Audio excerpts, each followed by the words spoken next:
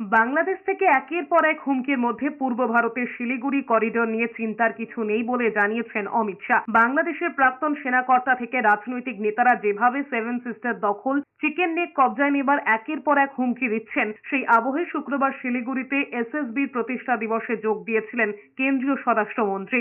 সেখানে অমিত শাহ বলেছেন, শিলিগুড়ি করিডোরে যেভাবে এসএসবির নজর রয়েছে তাতে বাইরের কোনো অসাধু শক্তি দেশে কোনো প্রভাব ফেলতে পারবে না। এছাড়া নেপাল ভুটানের সীমান্ত নিয়ে তার কোনো চিন্তা নেই বলেই জানিয়েছেন। অমিত শাহ বলেছেন, নেপাল ভুটানের সঙ্গে ভারতের প্রায় ২৫০০ কিলোমিটার সীমান্ত সুরক্ষিত রয়েছে এসএসবির জন্য।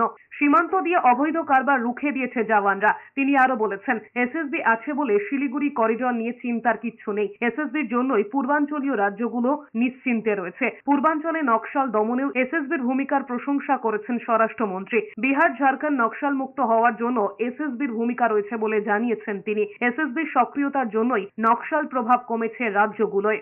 देश की जनता को बताना चाहता हूं कि नेपाल और भूटान की 2450 किलोमीटर की सीमा पर आज देश के गृह मंत्री को किंचित मात्र चिंता नहीं है, क्योंकि वहां मेरा एसएसबी का जवान खड़ा है।